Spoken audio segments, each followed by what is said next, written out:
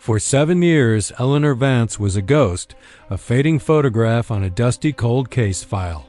She walked out of her suburban home on a crisp autumn evening and vanished into thin air. The initial investigation was a whirlwind of activity. Police interviewed her husband, her friends, her colleagues. They chased down every lead, no matter how small. But every path led to a dead end. There was no ransom note, no sign of a struggle, no witnesses. Eleanor Vance had simply ceased to exist. The case grew cold, buried under the weight of new tragedies and unsolved mysteries. The file was passed from one detective to another, each reading the same fruitless reports until it landed on the desk of Detective Miles Corbin. Corbin was different. He had a quiet intensity, a way of seeing patterns where others saw only chaos. For weeks, he immersed himself in the world of Eleanor Vance, living and breathing the details of her life and disappearance. He read every transcript, studied every photograph, and mapped out every timeline.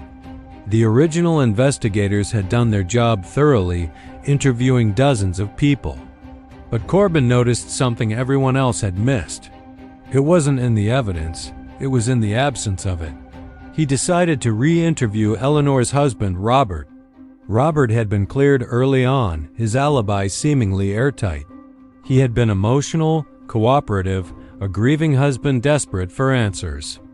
In a sterile interview room, years after the fact, Corbin sat across from a man who had rebuilt his life. The detective's approach was calm, almost conversational. He went over the old questions, the same tired timeline of that fateful night. Robert's answers were practiced, smooth. Then, Corbin leaned forward and asked the one simple question that had never been asked. "Robert," he said, his voice steady, "everyone's statement, including yours, says you were frantically calling Eleanor's cell phone all night, hoping she'd pick up. But her phone was found on the kitchen counter. We know she didn't have it. So, who were you really calling?" The silence in the room was absolute. The color drained from Robert's face. The carefully constructed facade he had maintained for 7 years shattered in an instant. He wasn't calling Eleanor. He was calling his accomplice, the person who helped him dispose of the evidence, the person who was supposed to drive Eleanor's car to a neighboring state but got spooked and abandoned it.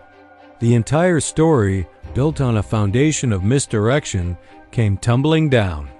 Justice, it turned out, hadn't been denied. It had just been waiting for one man to look past the noise and listen to the silence. After 7 long years, Eleanor Vance could finally rest. The ghost that haunted the cold case files was given a name, and the man who thought he had committed the perfect crime was brought to light by a single, devastating question.